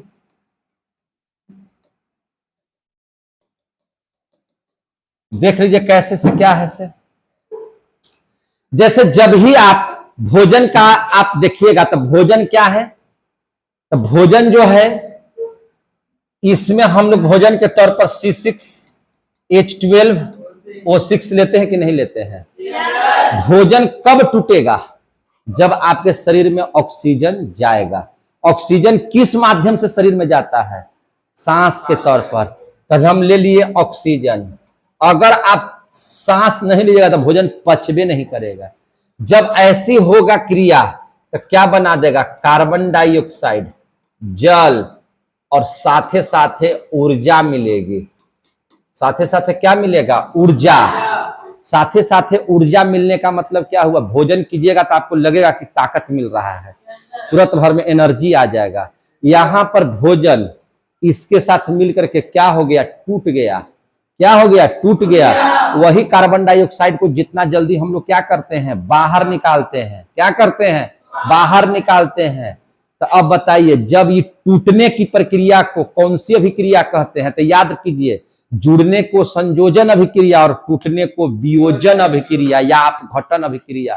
तो क्या भोजन का पचना को हम लोग लिख सकते हैं कि अपघटन अभिक्रिया है? समझ में आ रही है कि नहीं बात है? और यहां ऑक्सीजन जुटा है तो ये हो गया ऑक्सीकरण अभिक्रिया। समझ में आ रही है कि नहीं बात है? तो इसका प्रभाव है ऑक्सीकरण अवकरण का किस रूप में, हमारे शरीर में भोजन के पचने के रूप में। समझ में आ गई बात है? क्लियर हो गया। और इसका क्या उपयोग है, दूसरा उपयोग समझिए। और इसका क्या उपयोग है, तो देखिए, भोजन का दुर्गंधित होना। क्या चीज में, भोजन का दुर्गंधित होना। भोजन दुर्गंधित होने का मतलब क्या है समझिए। भोजन दुर्गंध क्यों करता है? दुर्गंध अच्छा चीज है कि खराब चीज है? खराब चीज है ना। गंध खराब देगा तो मजा नहीं आएगा खाने में। दुर्गंधित होना, दुर्गंधित होना का मतलब क्या है, काहे दुर्गंधित हो जाता है? तो देखिए, भोजन में तेल वगैरह से बनता है। किससे बनता है, तेल से बनता है। तेल क्या करता है, वसा जो होता है, उस तेल क्या है, वसा है, चिकना पदार्थ है, और उसमें ऑक्सीजन जाकर के मिल जाता है। तो जैसे ही वसा के साथ ऑक्सीजन मिलेगा तो क्या हो जाएगा, खराब। क्या हो जाएगा, वो खराब। तो जैसे ही मिलेगा, ऑक्सीजन मिलेगा, तो यह ऑक्सीकरण अभिक्रिया न है। जैसे फिर से समझ लीजिए, भोजन कैसे खराब होता है, तेल की वजह से। अच्छा, उस तेल में क्या पाया जाता है, वसा, और इस वसा के साथ क्या मिल जाता है, ऑक्सीजन, है ना। जैसे ही वसा के साथ ऑक्सीजन मिलेगा तो वसा ऑक्सीजन इसके साथ जुड़ जाता है। क्या हो जाता है, जुड़ जाता है। और ये जैसे ही इसके साथ मिल जाएगा तो ये भोजन क्या हो जाएगा, खराब। ये भोजन क्या हो जाएगा, खराब। लेकिन आप देखिए ना, इसमें ऑक्सीजन क्या हुआ है, मिला है। तो इस अभिक्रिया को क्या कहेंगे, ऑक्सीकरण अभिक्रिया। क्या कहेंगे, ऑक्सीकरण अभिक्रिया। आ रहा है समझ में? इसको क्या कहेंगे, ऑक्सीकरण अभिक्रिया। क्लियर हो गया? इसको क्या कहेंगे, ऑक्सीकरण अभिक्रिया। क्लियर हो गया? अब देख लीजिए, आखिर भोजन का जो दुर्गंधित होना है, क्या इसको बचाया जा सकता है? तो हाँ, बचाया जा सकता है। कैसे बचाया जा सकता है, तो देख लीजिए ध्यान से। भोजन को दुर्गंधित होने से कैसे बचा सकते हैं, खराब होने से कैसे बचा सकते हैं। आपका शरीर खराब हो जाता है तो क्या करते हैं आप, एंटी बायोटिक खाते हैं। क्या खाते हैं? एंटीबायोटिक। मैंने कहा है भाई, तो जो अंदर कीटाणुओं से जाकर के लड़ता है और उसको मारे हुए रहता है, उसको जिंदा होने से रोक देता है। और हमारे शरीर के जो मैंने जो लड़ने वाले जो कीटाणु है उसको वो सुरक्षा देता है। यही ना एंटीबायोटिक का काम है। तो ठीक उसी प्रकार से बचाने के उपाय में ऐसे पदार्थ लेना होगा कि जैसे ई सब है से खराब करने वाला है। क्या है? खराब करने वाला। तो इसका उल्टा कोई चीज लाना होगा ना। तो जैसे देखिए ऑक्सीडेशन यहां रिएक्शन हुआ है, तो ऑक्सीडेशन रिएक्शन जब यहां हुआ है तो इसका एंटी लाना पड़ेगा। तो एंटी पदार्थ को यानी कि खराब होने से बचाने वाले पदार्थ को हम लोग क्या बोलेंगे? तो एंटीऑक्सीडेंट पदार्थ कहेंगे। उसको क्या कहेंगे? एंटीऑक्सीडेंट पदार्थ कहेंगे। एंटीऑक्सीडेंट पदार्थ का मतलब क्या हो गया कि कोई ऐसा पदार्थ जो भोजन को खराब होने से बचा दे, है कि नहीं? तो उसको देख लेते हैं। तो इस टॉपिक को लिख देते हैं बचाने के उपाय। किसको बचाने के उपाय? भोजन को। भोजन को दुर्गंधित होने से बचाने के उपाय। उपाय कौन सा उपाय है? तो पदार्थ लाना पड़ेगा। कौन सा पदार्थ? तो एंटीऑक्सीडेंट पदार्थ। एंटीऑक्सीडेंट पदार्थ लाना पड़ेगा, यानी कि जो ऑक्सीकरण हुआ है उसका एंटी वाला पदार्थ लाना पड़ेगा। उस एंटीऑक्सीडेंट पदार्थ में क्या हो सकता है? तो आपका सिट्रिक अम्ल हो सकता है। सिट्रिक अम्ल वाला पदार्थ। सिट्रिक अम्ल का पदार्थ का मतलब बोले जिसमें जैसे नींबू वगैरह हुआ, जो खट्टा स्वाद में लगे, जो स्वाद में क्या लगे? खट्टा लगे। तो आप जो है से इसको डाल करके जो है हम लोग क्या कर सकते हैं, है ना, हम लोग भोजन को दुर्गंधित होने से बचा सकते हैं। या मार्केट में एक ठो मिलता है लेसोथिन। क्या मिलता है? लेसोथिन। इसका भी इस्तेमाल कर सकते हैं भोजन को बचाने के लिए, है कि नहीं?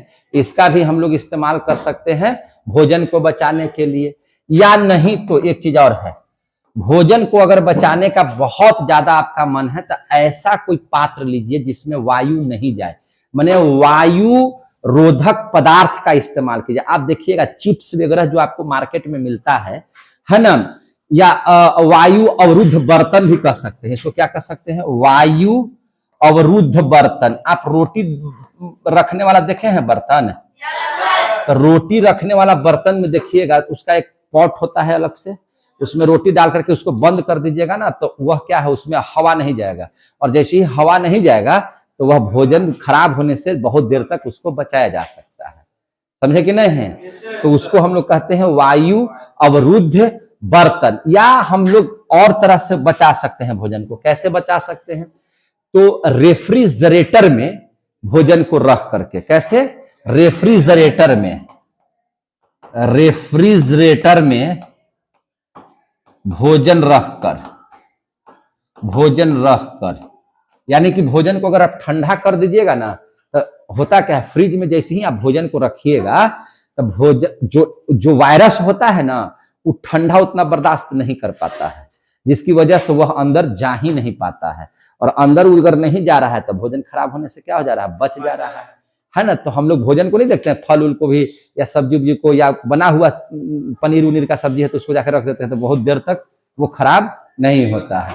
तो रेफ्रिजरेटर में भी रख करके हम लोग उसको बचा सकते हैं। समझे कि नहीं है? और ऑक्सीकरण का उपयोग कहाँ कर सकते हैं? ऑक्सीकरण अवकरण का उपयोग हमारे यहाँ कहाँ होता है? तो किसी भी वस्तु का संचारण करने में। किसको करने में? संचारण। देखिए ध्यान से, ये सब आता है परीक्षा में जो आपको लिखना पड़ेगा। क्या करना पड़ेगा? लिखना पड़ेगा। देखिए संचारण कहते किसको है? तो धातुओं का नाश होना, माने खराब होना, है कि नहीं? संचारण का मतलब क्या हो गया? खराब होना। तो धातुओं का नाश होना, जंग नहीं देता है, लोहा में लग गया तो नाश ना हो गया। तो धातुओं का नाश होना, क्या होना? नाश होना। क्या कहलाता है? संचारण।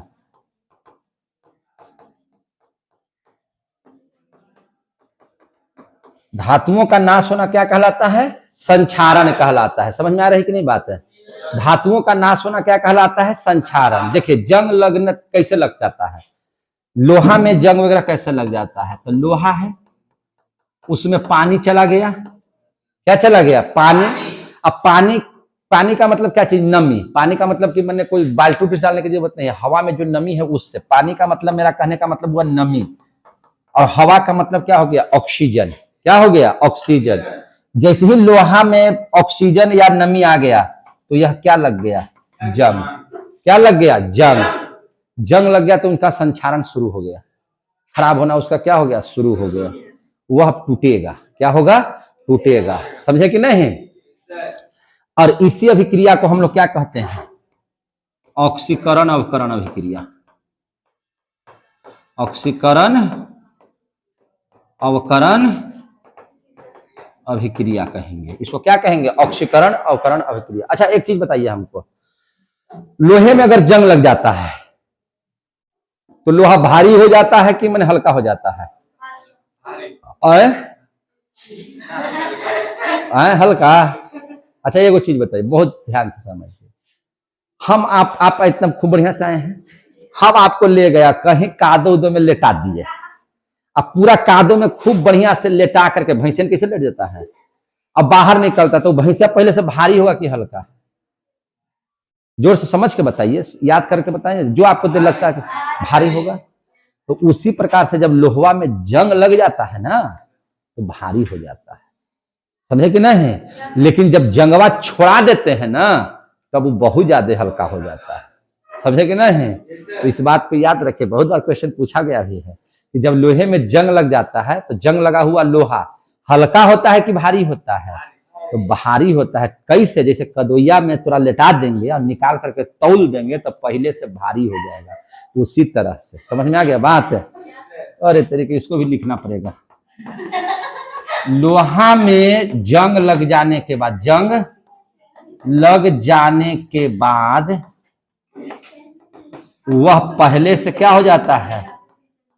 पहले से भारी हो जाता है, याद रखिएगा। लेकिन जैसे ही उसको जंग को हटाइएगा तो बहुत हल्का हो जाएगा, क्योंकि सब निकल जाता है। जब जंग लगे तो खराब ना हो गया वो, तो वो क्या हो जाता है? लोहा में जंग लग जाने के बाद वो पहले से भारी हो जाता है। समझ में आ गया बात? है कहानी खत्म कीजिए इसको, है कि नहीं? यहां तक की बात क्या कर दीजिए, खत्म कर दीजिए। अब आपको जो इसमें पढ़ना है वो देखिए। अब जो पढ़ना है वह है दहन। वह क्या है? दहन। हाँ, अब हम लोग क्या कहेंगे? दहन। दहन पढ़ेंगे। और दहन भी क्या है? ऑक्सीकरण अवकरण अभिक्रिया है। यह भी क्या है? ऑक्सीकरण अवकरण अभिक्रिया है। यह भी बोलिए नहीं रहा है, यह भी क्या है? अवकरण अभिक्रिया है। समझ में आ रही है बात? दहन ऑक्सीकरण अवकरण अभिक्रिया है। अरे दहन बोले तो किसी पदार्थ का जलना, यह भी ऑक्सीकरण अवकरण अभिक्रिया है। यह भी क्या है? ऑक्सीकरण अवकरण अभिक्रिया है। दहन का मतलब क्या होता है? दहन किसे कहते हैं? दहन किसे कहते हैं? हाँ, जलना, किसी पदार्थ का जलना, है ना? क्या कहलाता है? दहन। और जब जलेगा तो उसमें से दो चीज निकलेगा, एगो प्रकाश भी निकलेगा और उष्मा भी निकलेगा। समझे कि नहीं? प्रकाश भी निकलेगा, उष्मा भी निकलेगा। जिससे प्रकाश और उष्मा दोनों की प्राप्ति हो जाए जलने के बाद, उसको क्या कहते हैं? दहन।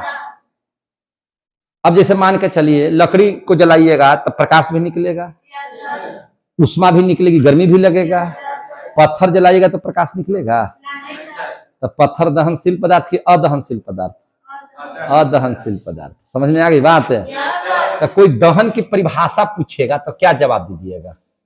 तो ध्यान से समझिए इस बात को। किसी भी पदार्थ को जलाने पर, तो जलाइएगा सब पदार्थ को नहीं, दहनशील पदार्थ को। किसी भी दहनशील पदार्थ को जलाने पर, हम दहनशील का है जोड़े, सब चीज नहीं जलता है। समझे कि नहीं? पत्थर जलेगा, लोहा जलेगा, एल्युमिनियम जलेगा, कॉपर जलेगा। क्या यार, क्या बात करते हैं? ईंटा जलाइएगा, जलाइए जाके आऊगा, वैसे क्या हो जाएगा, है ना? जलेगा कौन? लकड़ी, कोयला, है ना, कागज, ये सब क्या हो जाएगा? जल जाएगा, है कि नहीं? तो जो जलेगा उसको क्या बोलेंगे? दहनशील पदार्थ। और जो न जलेगा उसको क्या बोलेंगे? अदहनशील पदार्थ। तो समझ लीजिए दहन की परिभाषा क्या होती है। किसी भी पदार्थ को जलाने पर, किसी भी पदार्थ को, किसी भी पदार्थ का मतलब कौन पदार्थ के लीजिएगा? जो दहनशील पदार्थ है, ही नहीं कि जो हम किसी भी पदार्थ लिख दिए तो ले लीजिएगा लोहा, सर जलिए नहीं रहा है तो कैसे जलेगा? जैसे आदमी जलता है कि नहीं जलता है, तो दहनशील पदार्थ है वो, तो इसका मतलब कि ओकरे लुकवारी बार दीजिएगा। तो समय से ना, आदमी समय से जलता है ना, जखनी मन तखनी नहीं, लकड़ी जखनी मन तखनी जला दे सकते हैं, है कि नहीं? तो किसी भी पदार्थ को जलाने पर, है ना, जलाने पर, और पढ़ाई कर रहे हैं तो सुनिए ध्यान से, आप लोग हैं यहाँ पे? हाँ, देखिए पढ़ाई कर रहे हैं तो मजा लेके पढ़िए, अब सीरियस पढ़िएगा। ये कोई पढ़ाई है तो फिर गड़बड़ा जाएगा, है कि नहीं? सीरियस नहीं पढ़ना है, आराम आराम से। तो किसी भी पदार्थ को जलाने पर प्रकाश और ऊष्मा उत्पन्न होती है, प्रकाश और ऊष्मा उत्पन्न होती है। किसी भी पदार्थ का मतलब हो गया दहनशील पदार्थ को जलाने पर प्रकाश और ऊष्मा उत्पन्न होती है। क्या कहलाता है? दहन कहलाता है, दहन कहलाता है। जैसे अभी रावण का दहन होगा ना, तो इसका मतलब है कि रावण जलेगा। रावण का दहन होगा मतलब क्या हो जाएगा? रावण जो जलेगा उसका दहन होगा। आज 5वां दिन है नवरात्र का, तुरंत 5 दिन के बाद रावण जलेगा। लेकिन रावण को जलाने से पहले आप अपने अंदर झांक लीजिए कि क्या आप रावण से भी गए गुजरे हैं कि नहीं। क्योंकि रावण तो शायद एक स्त्री को हरने का काम किया था, आप तो हर स्त्री को देख करके हरने का काम करते हैं, है कि नहीं? जो अपने, अगर आप रावण की परिभाषा क्या है? रावण तो बेचारा बहुत अच्छा था, बहुत ज्ञानी था, है ना, शंकर भगवान की पूजा भी करता था, वो ज्ञानी भी था। वो गलती उससे यही हो गई थी, है ना, कि वह मां भगवती को हर लिया था, है कि नहीं? अब सोच लीजिए, एक स्त्री को हरने का प्रयास किया, वो हर लिया, उसके साथ कुछ किया नहीं, गलत नहीं किया है वो आदमी, याद रखिएगा। वो आदमी किसी औरत के साथ गलत नहीं किया है, उसके बावजूद भी उसको मरना पड़ा है कि नहीं? सब कुछ होते हुए भी आप कहते हैं हम पूजा करते, क्या पूजा कीजिएगा? रावण से ज्यादा पूजा कर सकते हैं, है ताकत? आप मैंने ज्ञानी है, कितना ज्ञानी है? रावण से ज्यादा ज्ञानी है क्या? लेकिन अगर सही दिशा में आप अपनी पढ़ाई को, या सही दिशा में आप अपने ज्ञान को नहीं ले जाइएगा, तो रावण की तरह क्या हो जाइएगा? विनाश हो जाइएगा। हम लोग क्या हैं? अपने बहन को बहन समझते हैं और दूसरे की बहन को बहन समझने की कोशिश करते हैं। आप तो रावण से भी गए गुजरे हैं। हर स्त्री को समझते हैं भोग की वस्तु है, ये रावण से भी खराब काम है। तो जब एक स्त्री के हरण से रावण नहीं बच पाया, तो आप कैसे बचिएगा? है कि नहीं? तो रावण को जलाने वाले, जरा ध्यान से मेरी बात को सुनना, अगर थोड़ा सा भी राम का अगर एक अंश भी होगा आप में, तभी आप रावण को जलाना, और नहीं तो रावण को जलाने से पहले खुद को जला लेना, है कि नहीं? तो दहन कहलाता है। अब देखिए ध्यान से, जब आप कोयला को लीजिए, तो जलाइएगा, तो बिना ऑक्सीजन की उपस्थिति में कोई पदार्थ जलेगा? ऑक्सीजन नहीं होगा तो नहीं जलेगा। कैसे नहीं जलेगा? सर ऑक्सीजन रहना जरूरी है, एकदम रहना जरूरी है। ना विश्वास है तो सुनिए, मोमबत्ती ले लीजिए, जला लीजिए, और ऊपर से शीशा का गिलास रख दीजिए ताकि आपको दिखाई दे। शीशा का गिलास उसको ढक दीजिए, देखिएगा कुछ देर के बाद वो क्या हो जाएगा? बुझ जाएगा। ऑक्सीजन उसको नहीं मिला। कोई भी पदार्थ जलने के लिए ऑक्सीजन की जरूरत है, इसलिए हम बार बार बोलते हैं हाइड्रोजन जलने वाला, ऑक्सीजन जलाने वाला। कार्बन को कौन जलाएगा? ऑक्सीजन। और जैसी जलेगा तो क्या निकलेगा? Carbon dioxide. सिर्फ कार्बन डाइऑक्साइड निकलेगा नहीं, जब कोयला को जलाइएगा तो प्रकाश निकलेगा। क्या निकलेगा? प्रकाश। और साथ एक जाड़ा के दिन में उसको तापने के लिए गर्मी लेते हैं। हा, बड़ा राहत मिला। आया समझ में?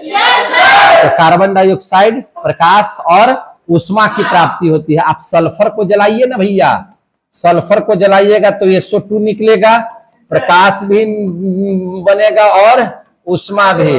कभी कभी आप लाश जलाने जाते हैं, सल्फर भी लेकर झोंक देता है लोग, एकदम बम के लहर जाता है कि नहीं?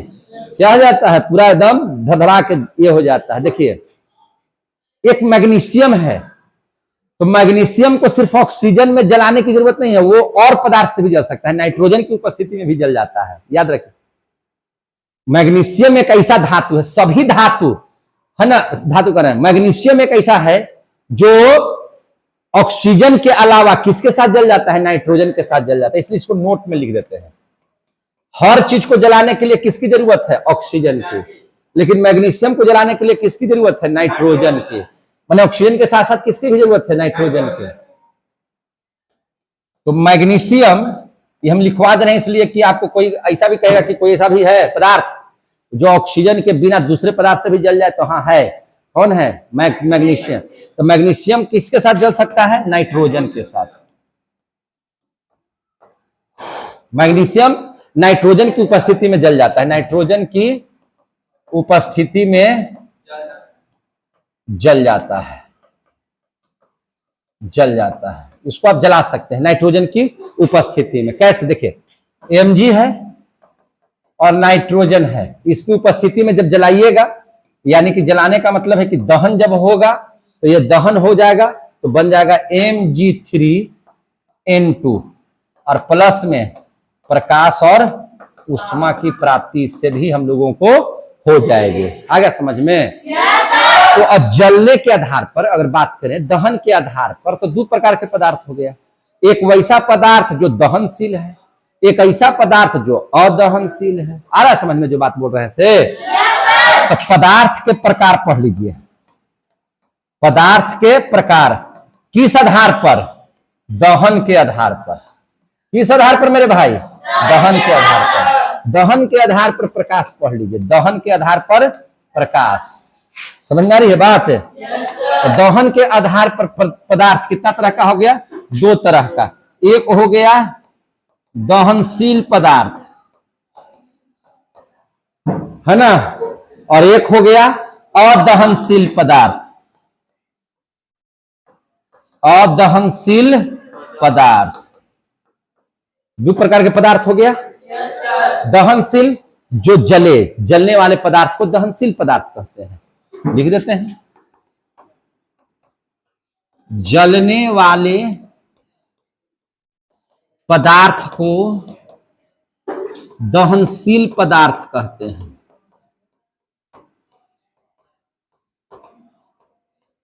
जलने वाले पदार्थ को दहनशील पदार्थ कहते हैं। ठीक इसका उल्टा लिख दीजिए, नहीं जलने वाले पदार्थ को अदहनशील पदार्थ कहते हैं। अदहनशील पदार्थ कहते हैं। जो पदार्थ जलेगा उसको दहनशील, जो नहीं जलेगा अदहनशील। तो कुछ एग्जाम्पल ले लेते हैं। बउआ जल्दी जल्दी बोलना। जो जलेगा दहनशील, जो न जलेगा अदहनशील। सिंपल सी बात है। आपके नजर में कौन कौन चीज जलता है? कागज, लकड़ी, लकड़ी, कोयला, हाँ गोईठा, ठीक है, उपला कर देते हैं। हाँ और बोलिए, और बोलिए। मोमबत्ती जलता नहीं है। अब खाना कौन चीज से बनाते हैं? एलपीजी गैसवा से। हाँ पेट्रोल। तो पेट्रोल लिखा तो डीजल नहीं लिखेगा, और डीजल लिखा तो किरोसिन नहीं लिखेगा। किरोसिन बोले तो मिट्टी तेल, है ना। किरोसिन बोले तो क्या चीज, मिट्टी तेल, कोयला, कपड़ा, कपड़ा, और बोलिए मीथेन, पुआल, और बोलो। अब ना बुझा रहा तो ETC करो ना यार, समझे? आ गया समझ में? न जलने वाला बताओ। अरे घरवा बना ही कुछ, जैसे ईटा बोलो ना जी। ईंट, पत्थर, मिट्टी, सुन। अब कोई कहते हीरा तो कोई कहते लोहा। अब सुनो हम बताते हैं, जितना धातु है ना, सभी धातु अदहनशील पदार्थ है। जाओ तो सब बात मान लिए। सुनो ध्यान से, सभी धातु अदहनशील, जा एक बात मान, लोहा और एल्युमिनियम के लिए है ना, तो इसका ले देते हैं ये सभी धातुएं, सभी धातु जैसे एल्युमिनियम, लोहा, सोना, सिल्वर, कॉपर, जस्ता, ईटीसी कर दिए एकत्रित। जा अब संतुष्ट? तीन फिन सब ये सब नहीं जलता, समझे? उसे पिघल सकता है उच्च ताप पर, जल नहीं सकता है, समझे कि नहीं? तो दहनशील पदार्थ और अदहनशील पदार्थ समझ में आ गया सबको? दहनशील और अदहनशील समझ में आ गया? अच्छा, कोई पदार्थ जले इसकी क्या क्या शर्त है, ये भी क्वेश्चन आता है आपको। दहन के लिए आवश्यक शर्त क्वेश्चन आया हुआ है, केमिस्ट्री के एग्जाम दीजिएगा, मैंने साइंस का, तो उसमें पूछा हुआ क्वेश्चन है। क्या पूछा हुआ? दहन के लिए आवश्यक शर्त।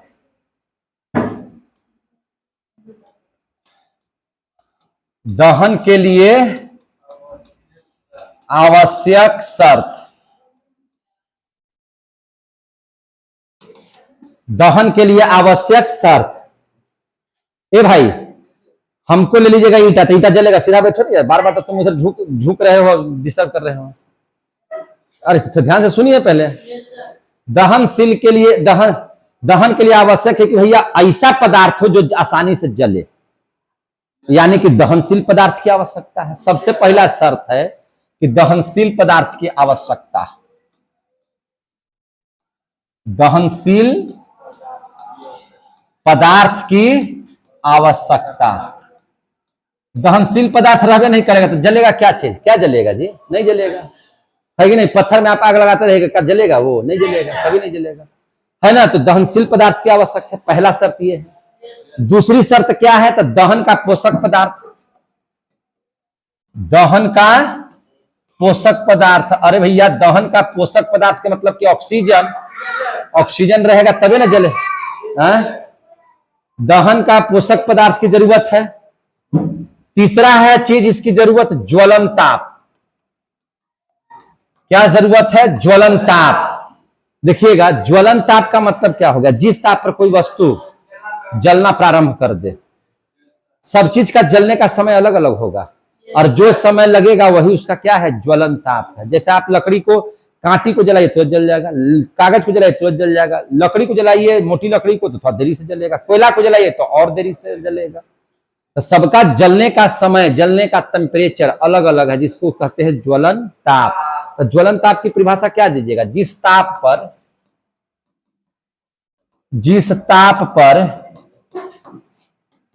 कोई वस्तु जलना प्रारंभ कर देती है, उसे, उस वस्तु का क्या कहते हैं? ज्वलन ताप कहते हैं, ज्वलन ताप कहते हैं। समझे कि नहीं समझे? उसे, उस वस्तु का क्या कहते हैं? ज्वलन ताप। जैसे आप देखिए, एलपीजी को तो चिंगारी काफी है, जल जाएगा, उसका ज्वलन ताप एकदम कम है, तुम्हारे फटाक से जल गया तुरंत, है कि नहीं? ऐसे लीजिए, टप से मारी जल गया, नहीं देखे हैं? तो एलपीजी का क्या है? एलपीजी तो चिंगारी से जल जाएगा यार, इसको ज्यादा जलाने की जरूरत तो है, पूरा आग उगलाने की जरूरत है नहीं है। कागज, इसके बाद कागज, तो एलपीजी से थोड़ा सा ज्यादा समय लेगा जलने में, थोड़ा सा क्या लेगा? ज्यादा समय लेगा। कागज से थोड़ा सा ज्यादा समय लेगा। लकड़ी क्या लेगा? लकड़ी से थोड़ा सा ज्यादा और समय लेगा। क्या चीज? कोयला। आ रहा समझ में ना? तो सबका ज्वलन ताप क्या है? अलग अलग है। सबका ज्वलन ताप कैसा है? अलग अलग।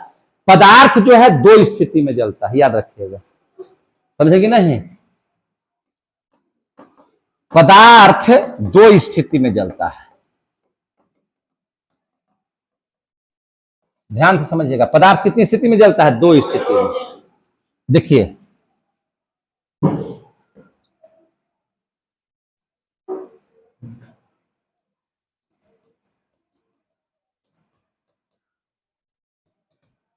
ऐसे काहे लिख दिया? इससे ज्यादा, इससे ज्यादा, इससे ज्यादा, है ना।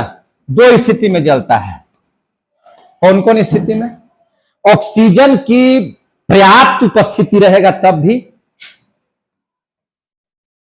ऑक्सीजन की पर्याप्त उपस्थिति में भरपूर मिलेगा ऑक्सीजन तब भी जलेगा, और थोड़ा कम भी मिलेगा तब भी।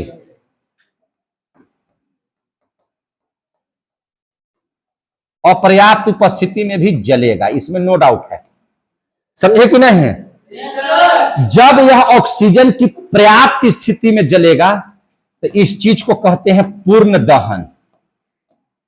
इसको हम लोग क्या कहते हैं? पूर्ण दहन। जब भरपूर ऑक्सीजन रहेगा और जब कोई पदार्थ जलेगा तो उसको बोलेंगे हम लोग क्या चीज? पूर्ण दहन।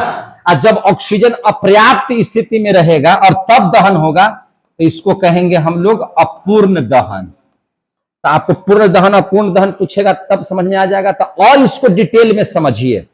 जब पूर्ण दहन होगा तब कौन कौन सी बातें आपको नजर आएगी? जब अगर पर्याप्त मात्रा में ऑक्सीजन होगा, सीधा बैठिए ना, जब पर्याप्त मात्रा में ऑक्सीजन होगा तब आपको कैसा नजर आएगा? तो देखिए, जब उस कोई पदार्थ जलेगा ना तो जलने पर उसमें से ब्लू टाइप का प्रकाश दिखाई देगा। कैसा प्रकाश दिखाई देगा? है ना, नीला प्रकाश दिखाई देगा। नीला प्रकाश, नीला प्रकाश बोले तो आप एलपीजी कभी जला के देखिए, उसमें से जो निकलेगा तो एकदम नीला, या बिजली उजली कभी कभी है ना स्पार्क करता है तो नीला प्रकाश निकलता है। कैसा निकलता है? नीला। यानी कि ज्यादा गर्मी उसमें होगी, टेम्परेचर हाई होगा। हाई की वजह से वह क्या हो जाएगा? ब्लू। हाई की वजह से क्या हो जाएगा? ब्लू। समझ में आ गया बात है? हाई की वजह से क्या हो जाएगा? ब्लू। समझे कि नहीं? तो इस बात को ध्यान में रखिए कि इसका मतलब है कि पूर्ण दहन हो रहा है, एक एक चीज उसका जल रहा है ना। हर चीज जो है से एकदम मने भरपूर मात्रा में वह साथ दे रहा है। टेम्परेचर की अगर बात कीजिएगा, ताप एकदम अधिकतम हो जाएगा। अधिकतम ताप रहेगा तब वह क्या हो जाता है? नीला। अधिकतम ताप पर क्या हो जाता है? नीला। और उसमें से देखिएगा प्रकाश आपको कम निकलेगा। प्रकाश क्या निकलेगा? कम। ज्यादा माने देखिएगा एकदम हल्का सा जलते रहेगा लेकिन बहुत टेम्परेचर रहेगा उसमें, है कि नहीं? उसमें आप हाथ डालिएगा तो हाथ जल जाएगा, हाथ डालिएगा क्या हो जाएगा? हाथ जल जाएगा। इतना हाई टेम्परेचर रहता है। समझ में आ गया? लेकिन वही अपूर्ण दहन को जब देखिएगा ध्यान से, अपूर्ण दहन को जब देखिएगा तब प्रकाश इसका नीला नहीं रहेगा। आप लकड़ी जलाइए, आप पोरा जलाइए, है कि नहीं, तो लाल रंग के प्रकाश या पीला रंग के प्रकाश दिखाई देगा। आपको प्रकाश कैसा नजर आएगा? पीला। कैसा नजर आएगा? पीला। समझ में आ रही है बात? आपको पीला प्रकाश नजर आएगा। और प्रकाशवा में हम लोग क्या करते हैं? लुकवारी जला करके, है ना, पूरा जला करके पट्टी से पट्टी फानी हो जाते हैं, तैयो हम लोगों को बच जाते हैं, नहीं कुछ होता है कि नहीं? तो क्या है? तो तापमान ज्यादा नहीं रहता है। ताप क्या रहता है? कम। ताप क्या रहता है? कम। और प्रकाश बहुत रहेगा, है ना, पूरा एकदम लहरेगा ऊपर तक, है ना। प्रकाश क्या रहेगा? ज्यादा। प्रकाश क्या रहेगा इसमें? ज्यादा। इसको साथ जैसे छोटा छोटा बच्चा भी मजाक कर लेता है अगिया के साथ, लेकिन इस आग के साथ मजाक कीजिएगा, लहर जाइएगा इसे ही। समझ में आ गई बात है? तो प्रकाश कितनी स्थिति में जलता है? दो स्थिति में। कम ऑक्सीजन रहेगा तो अपूर्ण अपूर्ण दहन, और अगर ऑक्सीजन पर्याप्त मात्रा में रहेगा तो पूर्ण दहन। समझ में आ गया? अब 2 पॉइंट आउ है, तनी तनी सुनका चैप्टर समाप्त। जहां ये 2 चीज किए बस चैप्टर समाप्त। 2 चीज में एगो मोमबत्ती का जलना सिखा देते हैं और एगो एलपीजी गैस का जलना।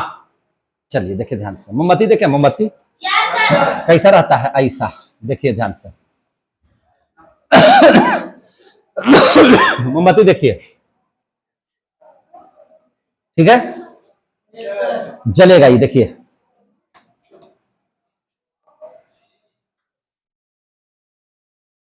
तो साथी